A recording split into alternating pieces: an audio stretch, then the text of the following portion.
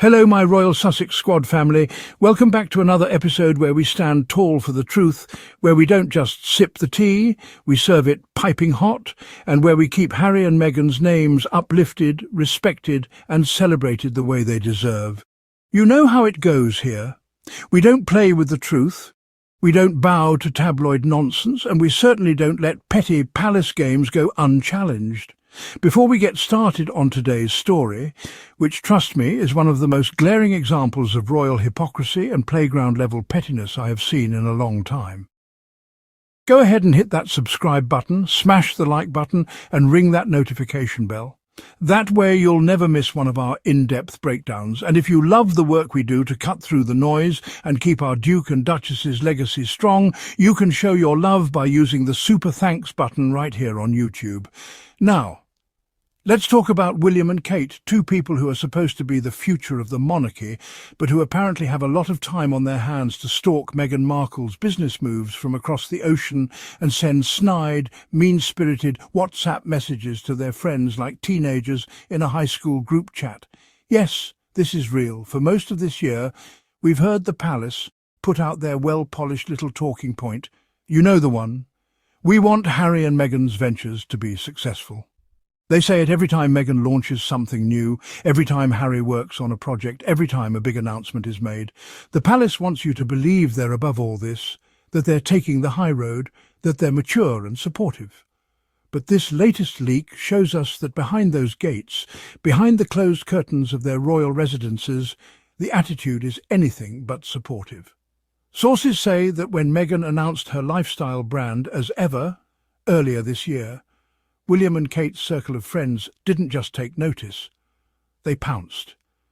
Instead of a nod of respect, instead of saying, "Well, good for her," the mocking began. They started calling it as if it will take off, as if Meghan Markle, one of the most recognised, influential and successful women in the world, is incapable of creating a successful brand. They even described it as budget and rushed, with some anonymous voice in the friend group calling it embarrassing. And if that wasn't enough, it's reported that WhatsApp messages have been flying back and forth in their little social circle, full of ridicule and laughter.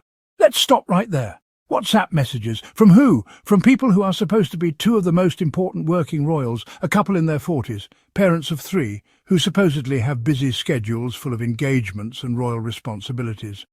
But instead of focusing on their charities, instead of spending their time visiting their patronages, instead of doing the job that the British taxpayer funds them to do, they're obsessively tracking what Meghan is doing in California. It's not like this is an isolated incident either. We've been seeing this pattern for years. They can't stop watching her. They can't stop following her friends. They can't stop reacting to every single thing she does.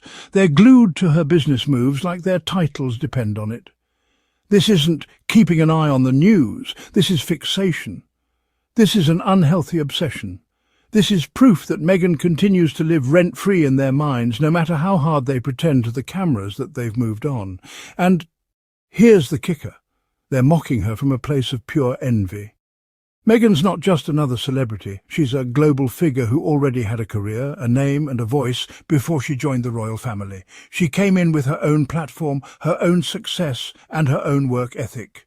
That alone was enough to shake the walls of the palace, because in that environment, women aren't supposed to shine brighter than the royal men, especially not women of colour and especially not women who are independent thinkers.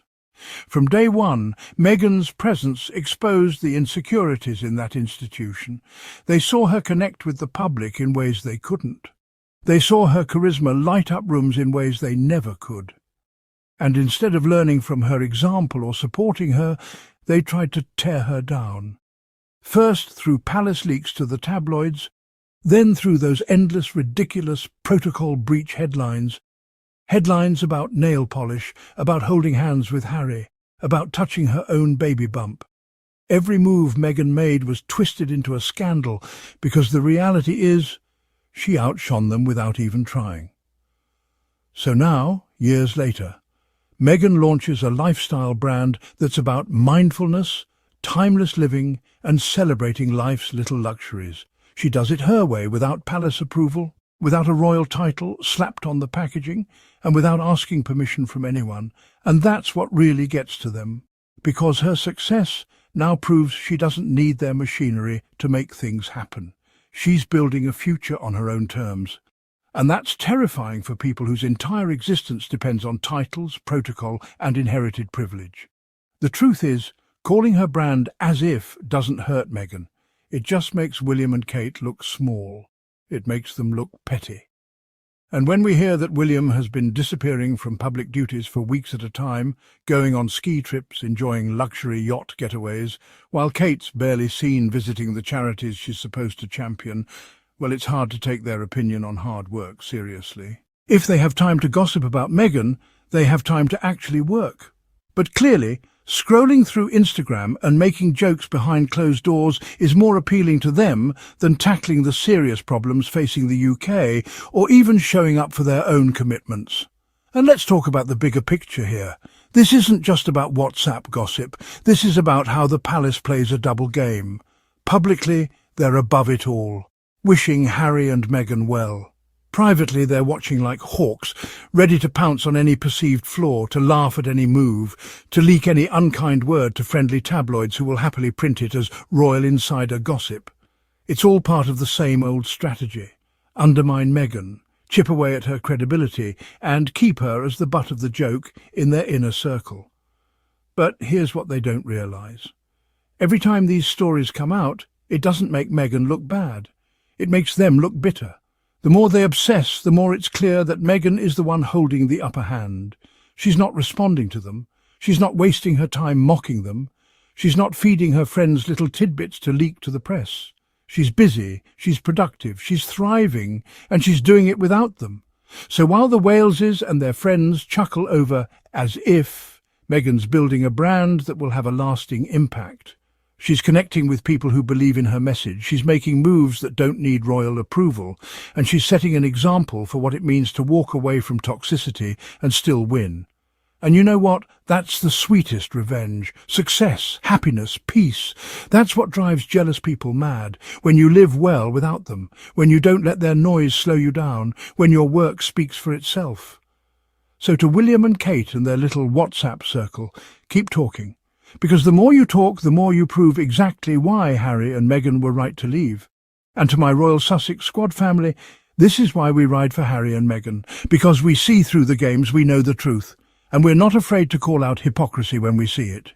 If you're proud of Meghan, if you respect the way she's built her life on her own terms, then let's keep this energy going. Hit that like button, drop your thoughts in the comments, share this video so more people can see the real story. And don't forget to subscribe so you never miss our deep dives. Prince William and Kate are mocking Meghan's as ever on WhatsApp to their friends. For most of this year, the Palace Communications offices have been issuing talking points about the Duchess of Sussex's commercial ventures, her cooking show, With Love, Meghan, and her as ever line. The Palace line is supposed to be, "We want these commercial ventures to be successful, because we don't want Meghan to talk about the Windsors. And never mind that the left-behinds can't keep Meghan's name out of their mouths, and never mind that the Windsors have been stalking Meghan's every move, even following all of her friends and associates on Instagram. Well, someone let the cat out of the bag. Would you believe that Prince William and Kate do not want Meghan to be successful?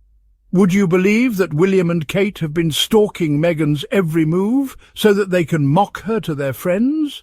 It's been no secret that Prince Harry and Meghan Markle have faced animosity from senior royals since Megxit.